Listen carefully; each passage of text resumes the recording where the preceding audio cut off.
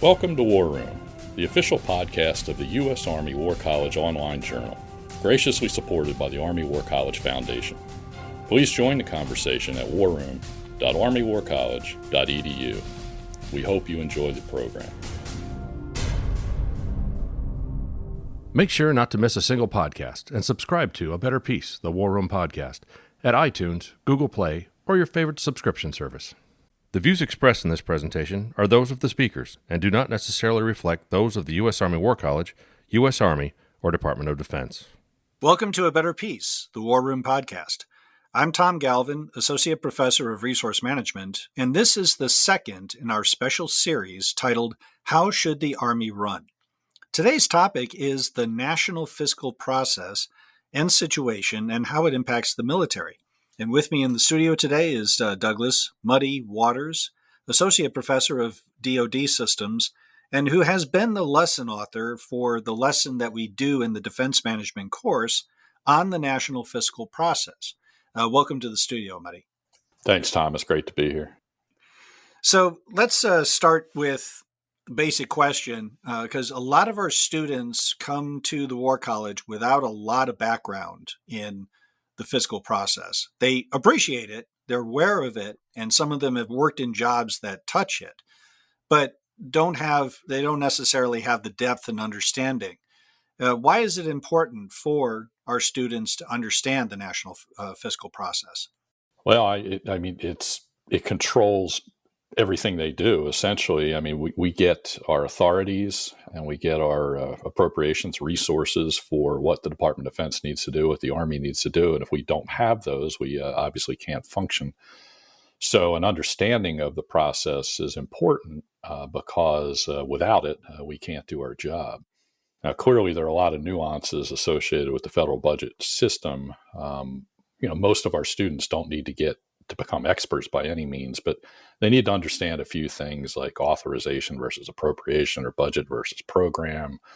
What does a continuing resolution do to us? Those sort of things that will impact them in whatever billet they have post-war college. Now, we actually spend time in the lesson talking about the difference between appropriations and authorizations. What's the deal there? Yeah, it's the way Congress has things set up. They decided early on that they were not going to write policy or law in appropriations bills. And so they decided to have two separate functions. They have authorization committees and they have appropriation committees. And for DoD to operate, both are in play. So, what's an authorization? It does just that. It authorizes you to do something, to enter into some sort of activity, to start a weapons system, anything of that nature. Now, that's great. You can have that authority, but you also need the resources to fund it. And that's where the appropriation comes in. That gives you the actual budget authority that you can obligate in order to apply against that program that's been authorized. And ideally, you will have both. You'll have both an authorization and you'll have both an appropriation for whatever you want to do. Now, there are some times when you don't have both. It's just to simplify things. Generally, if you need that appropriation. You've got to have that before you obligate the government, because then you can get into anti-deficiency issues, et cetera. So DoD generally will spend up to the appropriated amount, even if there isn't an authorization. Why does that happen? Sometimes authorizations expire, and it's not that Congress doesn't want that activity to continue. They just haven't gotten around to reauthorize it. So you can sometimes have that split there. But most of the time, you're going to have both. But the important thing is make sure you have the appropriation before you start spending and obligating government funds. Now, another interesting point is that when the money comes to DoD through the appropriations, it comes in different colors of money. And there's a different perspective between how the DoD or the defense enterprise sees the colors of money versus how the appropriations come in. You mentioned the program versus the budget perspective. Can you elaborate on that? Yeah, Congress has various different types of appropriations, and this all comes from Article 1 of the Constitution. No money shall be drawn from the Treasury, but in consequence of appropriations made by law. Obviously, the Congress does that, and they determine what those appropriations are going to be. And they've determined that the best way for them to do oversight is to split it up into various categories that make sense to them. May not make total sense to us, but it doesn't matter. We're responding to them to get resources. So, they have things like procurement, they have operations and maintenance, which most of our students are very familiar with because that's O&M type funding is what they use in their units for operations. We have military construction, you have mil-pers, military personnel. So you have these different flavors or colors of money that come over in the appropriations. The building, the services tend to like to think more in a programmatic lens. So they'll take a look at an activity, or just say a weapons program is probably the easiest thing to describe. Just say it's a tank or an armored vehicle of some sort. The program view of that is to look at what is going to be required to take that from inception, development, research, test, evaluation, procurement, and then all the way through operations and sustainment, and then even all the way to the DMIL at the end when you're going to get rid of that weapons system. So you need to take into account all of the different types of funding that are going to be required for that program when you're looking at that programmatic lens. So program manager is concerned about the operations and maintenance funding you'll need. Obviously, early on, research, development, test, and evaluation funds.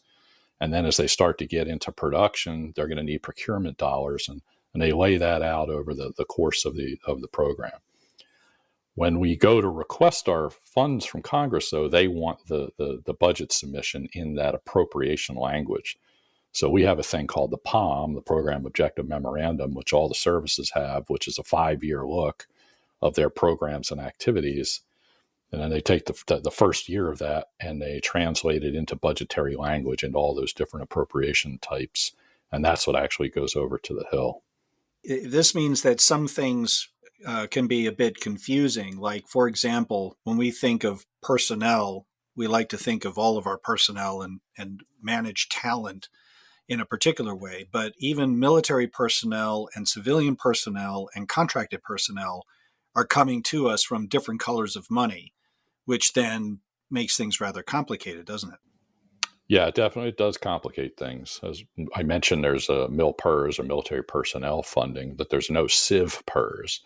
So, how do you track civilian pay? That generally comes out of operations and maintenance funds, but not entirely. If you have a civilian who's in a lab, he may actually be, or he or she may actually be paid out of RDT&E funding. So you have to kind of keep track of that separately. You have both your military personnel folks that you track within the program, then you also have to account for the civilians and any contractors, and they're all paid in different ways, which ideally we'd like to be able to do it just through one way to do it, so we can track exactly what our personnel costs are, but that's not the reality of how the system's set up. Now, taking a step back to the national process itself, I know when we're talking about the defense budget, it tends to be in some pretty large numbers, $600, $700 billion.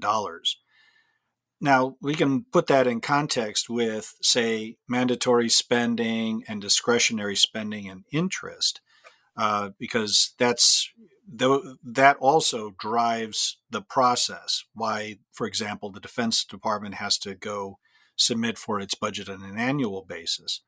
It also perhaps makes us look like we're just so huge, and yet we're always asking for more money. What do you think?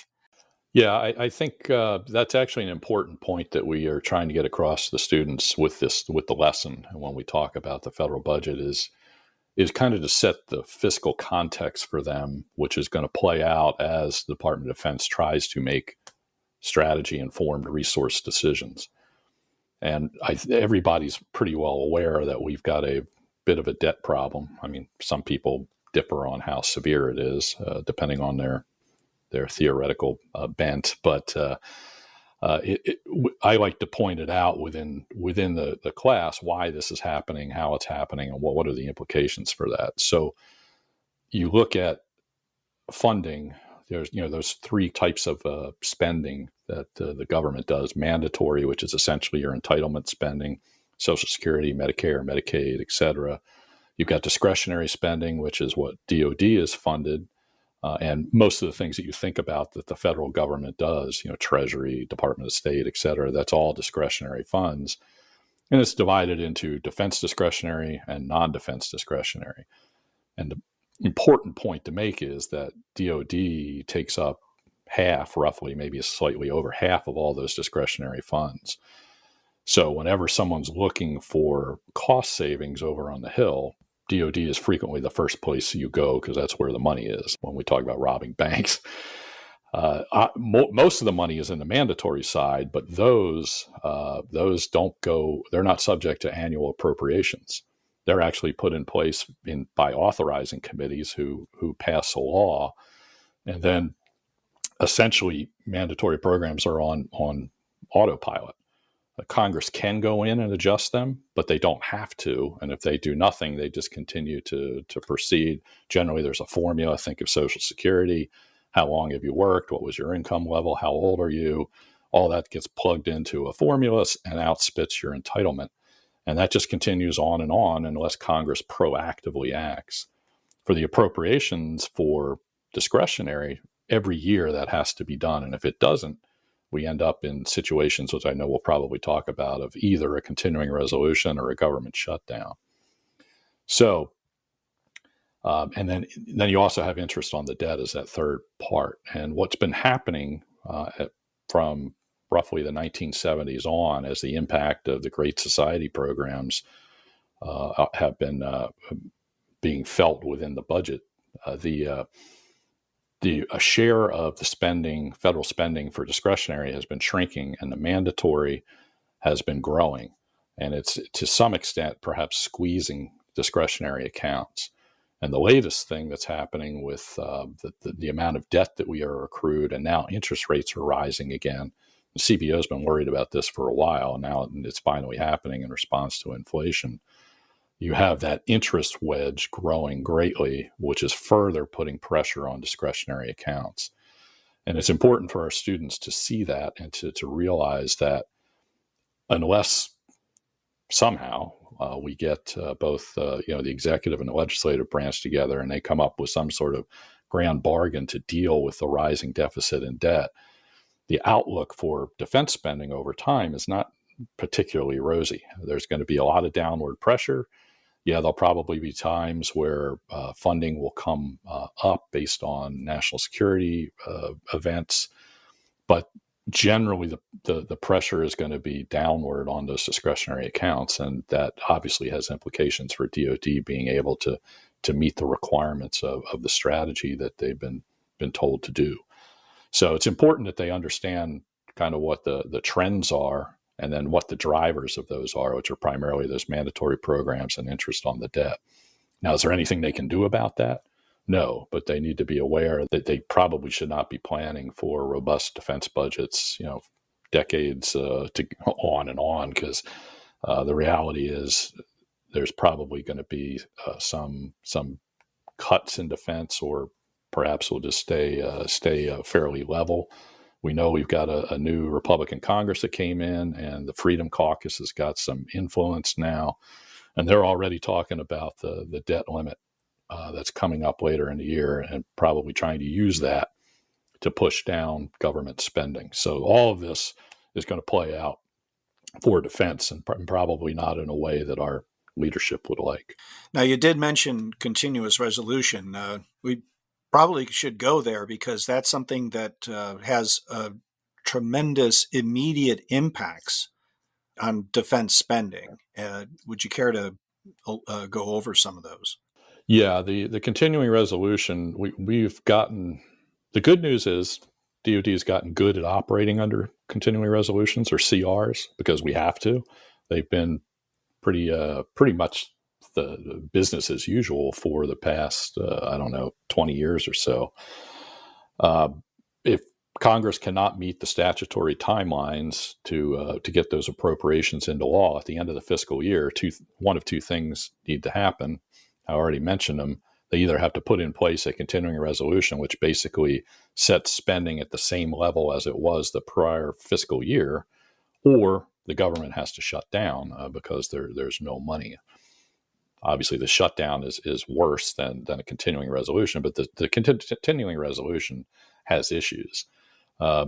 Most people are aware that when you're operating under a CR, you can't do any new starts. You can't start a new program, new activity, or anything of that nature.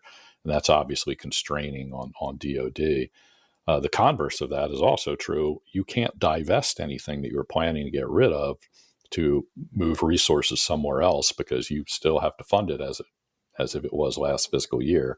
And if it was funded there, you have to continue to fund that program unless you can get Congress to agree to some sort of a reprogramming action.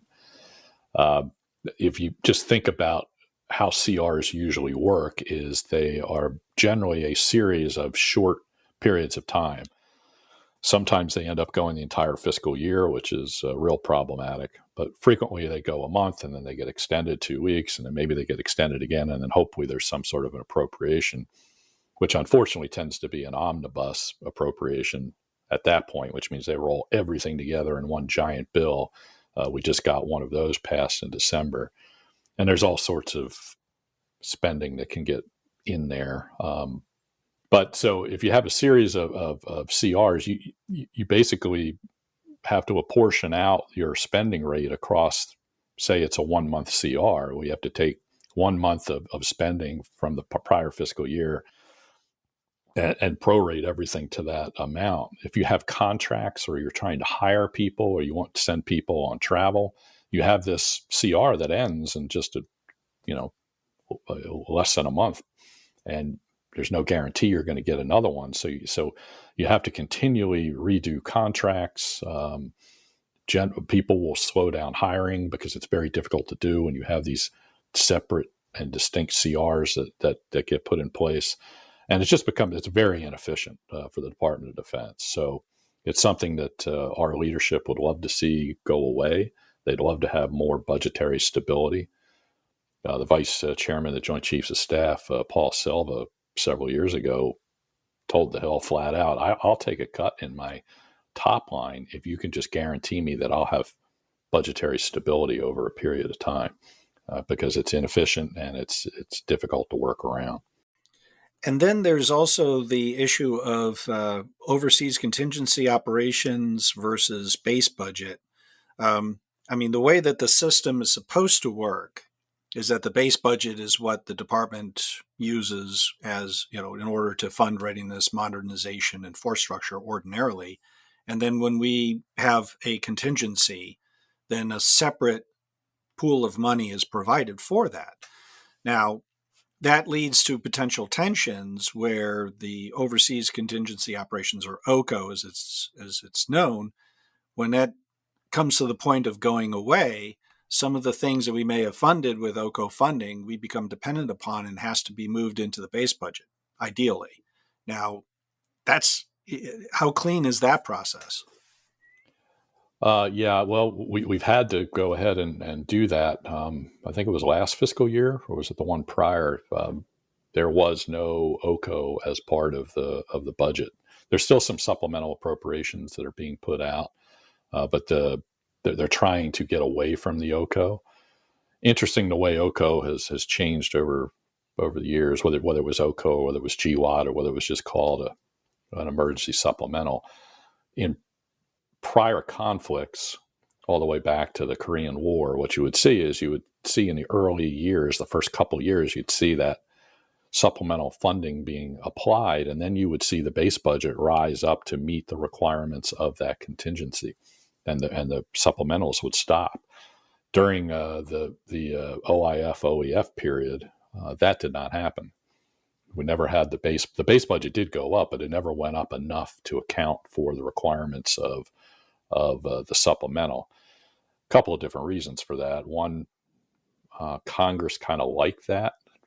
If you mentioned the Budget Control Act earlier, which basically set caps, budgetary caps, that you had to abide by. And if you exceeded that, then there was a sequester, which is just basically a salami slice across the board cut on all your programs and activities that were subject to it. Obviously not good. Well, OCO didn't come under that scrutiny. So if you got money into OCO, you didn't have to worry about Budget Control Act caps. So that was a means for Congress to continue to fund things and also to put some things in there that might help out their districts, et cetera, with less oversight during the normal budget process. Now, to be fair, DOD wasn't clean in this either. DOD knew that this method was out there, and they began to put things that normally should be in the base budget into OCO funds, and they could convince Congress of that, and most of the time they could. They could get additional top line through the supplemental appropriation. All of that was a big concern because over time, more and more base activities were being funded in OCO, and so in order to rectify that, obviously the base budget had to be brought up, or some things we had to stop doing. And that process has been playing out over the past few years. I don't know what the future of OCOs will be. If we have some other national security crisis breakout, you'll probably see supplemental appropriations being requested by DOD because we don't plan for those things. I mean, we know they might happen, but we don't know when or where. So that hasn't been budgeted for. And if it's a fairly large employment of military force, we're going to request resources for it. The question is, will it play out like it did in the historical use of supplementals, where we'll do that for little and then the defense budget will be adjusted appropriately, or will we play this OCO versus base game again? Now, you mentioned that in your view, the Department of Defense has gotten pretty good at kind of overcoming these exigencies. What do you mean by that? Like, what are some of the things that the department has been doing well to keep this from really having a significant impact on the military? Yeah, well, it's become routine. So DOD tends to now plan that there will be a CR.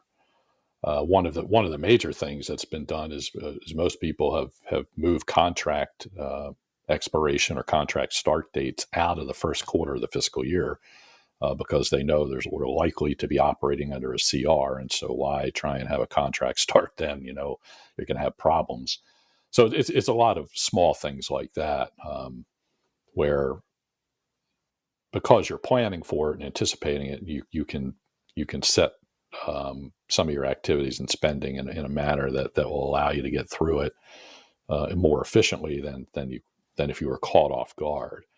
Still doesn't mean that it doesn't force inefficient practices. It does. Just think of the amount of time that comptrollers have to spend budget shops trying to track this and making sure that we don't overspend based on the amount or time of the CR. I mean, there's a lot of manpower that's been put into that could be doing other things. So there's going to be inefficiencies, and as I said, activities tend to not do things that they might normally do in the first quarter of the fiscal year because of the anticipation of a CR.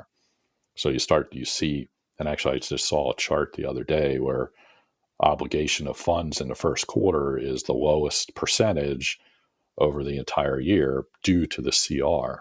Of course, you tend to also see obligation the highest in the last quarter, especially for 1 year money like O&M. I mean, obviously, this is a lesson that we teach our students. Not all of our students are going to be working in the middle of this process, but some will. So I guess the question I have is, what are the takeaways we want to impart to our budding senior leaders regarding those who are perhaps inside this loop, who either are career-wise in the comptroller or in the budgeting and programming communities versus those who might not be might go off to a combatant command or somewhere where this process affects them, but not so directly? Yeah, that's a good question. Generally, we want awareness out of the students of how generally the process works, and then what are some of the key things that they should be aware of at their level. Some of it has to do with, as we've already talked about, what's the trends and the drivers in debt and deficit, and what's that picture look like, and what does that look like for defense budgets going forward. Obviously, there's some problems there because we continue to accrue deficits, and the debt continues to get larger and larger, and that's never good for somebody who's dependent on annual appropriations. We want them to be aware a bit of how Congress works. Congress is obviously a key external stakeholder for the Department of Defense. Not only do they provide us the resources that we need, but they have an oversight requirement that they're very serious about, and they set policy for DoD a lot of different ways generally through the National Defense Authorization Act, and that's where things like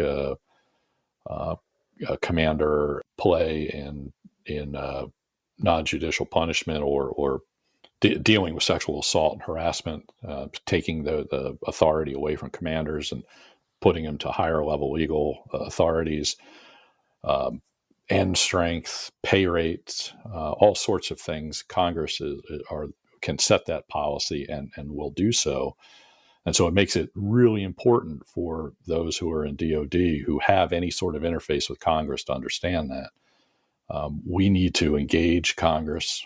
We need to be aware of how we do that at different levels. Obviously, if you're the Chief of Staff of the Army or the Secretary of the Army, you're dealing with the head of the authorization and appropriation committees. But if you are down lower in the system at the 06 GS-15 level, you're generally dealing with staffers. Staffers are really important to pay attention to and not to ignore. People are aware of when staff delegations that come out to their organization. If you don't treat them well, and if you don't engage them in a way that is positive for the organization and the organization's message, that can come back and bite you, because those staffers are the ones who actually are working the details. It's not the congressman or senator who's writing legislation or going through program briefs on the Hill. It's the staffers, and they have a lot of influence over the member because of that. So you want to make sure that you engage them. And I like to remind my students that a professional staffer over on the Hill is the equivalent of a 2-star when it comes to precedence. So you want to treat them with respect, even if they're only about 28 years old, which can be a little odd for a colonel. But so we want them to be aware of what the trends are. We want to be aware of how Congress operates. We want them to be aware of how DoD interfaces with Congress. And then we want them to be aware of the importance of good stewardship of the resources that they are given. Because if we don't do a good job with that, Congress is going to react, and they're going to react in a negative way. Yeah, I'm glad you mentioned the professional staff members, because many of them also have a lot of experience in Congress and have been there for quite some time. Any other thoughts that you have about the national fiscal process and what our students should take away?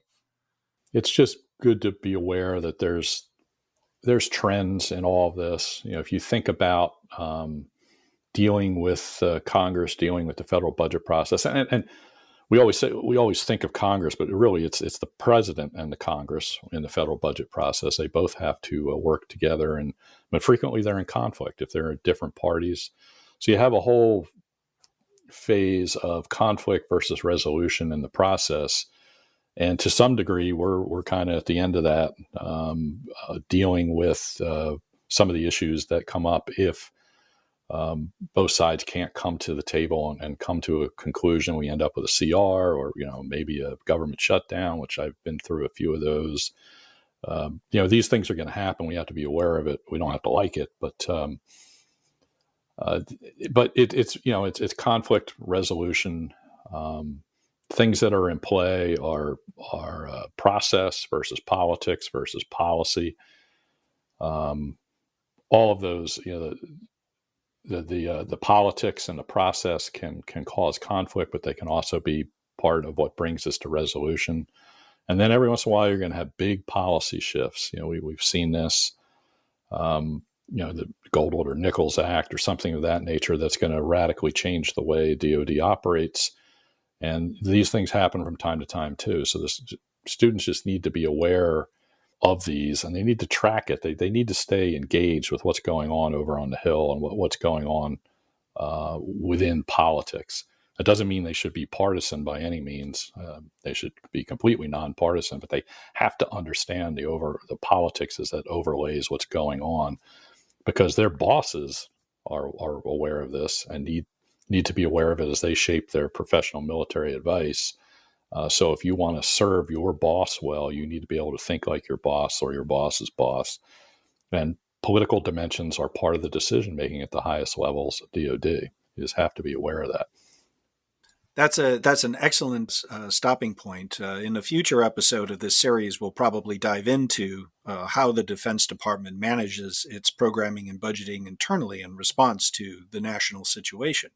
But for now, thank you very much, Muddy, for joining us on War Room. It's been my pleasure. Thanks, Tom. And thanks to all of you for listening to this episode in our special series, How Should the Army Run? We welcome your comments and suggestions for this and future episodes. You can subscribe to A Better Peace, the War Room podcast on your podcatcher of choice. And once you have, please rate and review this episode so we can continue to deliver great content. Until next time from the War Room, I'm Tom Galvin.